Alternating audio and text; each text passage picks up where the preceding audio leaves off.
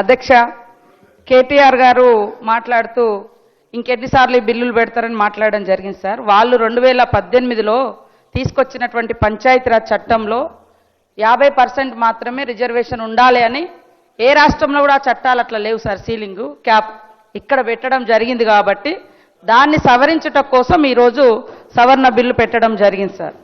అదే కాకుండా ఆర్థికంగా ఏదో చేస్తారన్నారు. ఆర్థిక, రాజకీయ, సామాజిక అసమానతలు ఉన్నాయి కాబట్టే ఆర్థిక సర్వే చేయించడం జరిగింది.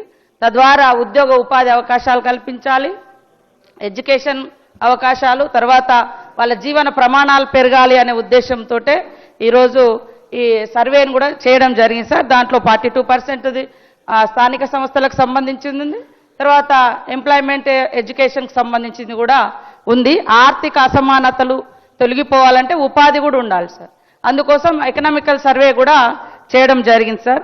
అదే కాకుండా ఆ రోజు 50% సీలింగ్ను మేము పెట్టలేదు, సుప్రీంకోర్టు పెట్టడం మూలంగా మేము అక్కడికి పరిమితమైనాం అన్నారు సార్. మేము ఈరోజు ఫైట్ చేస్తూ ఉన్నాం. మరి మీరు ఆ రోజు ఆ కోర్టు తీర్పును సవాల్ చేస్తూ లేదా వేరే రకంగా ఎజిటేషన్ ఏమన్నా చేసినటువంటి దాఖలాలు ఉన్నాయంటే ఏది జరగలేదు సార్. కాబట్టి వాళ్ళ ఉద్దేశం ఎట్లున్నదంటే ఈ బిల్లు రాకూడదు అనేది మనసులో ఉంది, ఈ రిజర్వేషన్ జరగకూడదు అనేది. అందుకనే వాళ్ళు కనీసం కులగణనలో కూడా పాల్గొని వివరాలు ముఖాముఖి ఇవ్వలేకపోయినరు. మరి మేము అక్కడ ఉన్నే చూసుకోండి అంటే అందరు రాష్ట్రంలో ఉన్న వాళ్ళు అందరు అట్లనే చూసుకోండి అంటే కులగణన జరిగేదా సార్? కాబట్టి అది బాధ్యతారాహిత్యమైనటువంటి పదాలు సార్. అదేవిధంగా మా సీఎం గారి బంధువులు ఎవరో ఉన్నారన్నారు. కేసీఆర్ గారి కుటుంబంలో వాళ్ళ బంధువులు, వాళ్ళ చుట్టాలు కాంగ్రెస్లో ఉన్నారు, బీజేపీలో ఉన్నారు, ఎక్కడెక్కడో ఉన్నారు. ఎవరో బంధువులు ఎక్కడో ఏదో చేసిరని దాన్ని పార్టీ సిద్ధాంతాలకు, పార్టీ విధానాలకు అండగట్టడం ఇది సరైంది కాదు సార్. ఇది తప్పు. అదే కాకుండా ఇంకొక కామెంట్ ఏం చేస్తారంటే మేము చిత్తశుద్ధితోటి మా నాయకుడు ఒప్పుకొని 42% రిజర్వేషన్ ఇస్తామని ఒప్పుకున్నాడు. మనకు సెంట్రల్ ఎలక్షన్స్కు 6 months ఉండే సార్. ఖచ్చితంగా గవర్నమెంట్ వస్తుంది, మనమైనా చేసుకోగలుగుతాం అనేది ఆశ. సేమ్ టైంలో బీజేపీలో కూడా మరి బీసీ ప్రధాని అని చెప్పుకుంటున్నారు.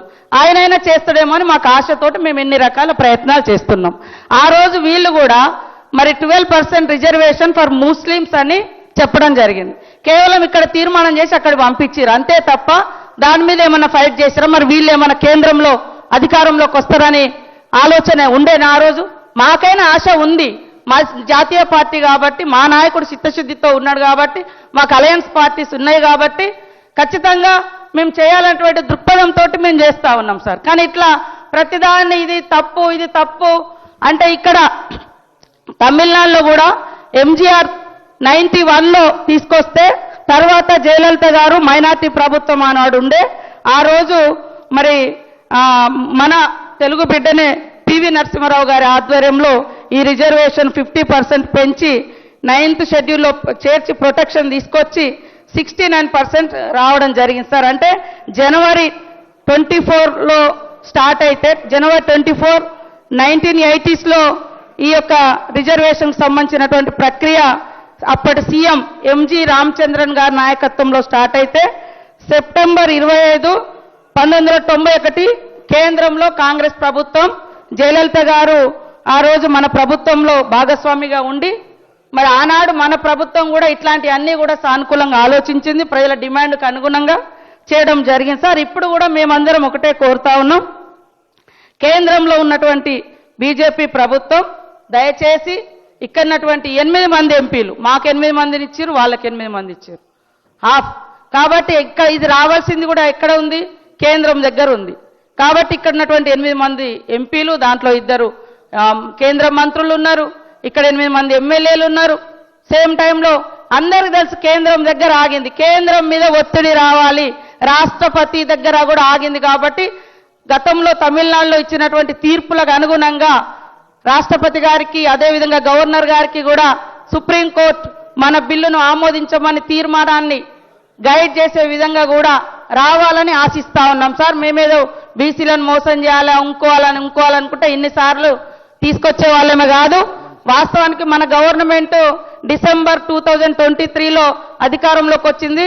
మరి ఫిబ్రవరిలో elections, local body elections time అయిపోయింది sir. I shall now request the Minister for Panchayat Raj to move the motion for passing the bill. Honorable Speaker, sir, I beg to move for leave to introduce the Telangana Panchayat Raj Second Amendment Bill 2025. Okay. Honorable Speaker, sir, I beg to move that the bill be passed. Motion moved.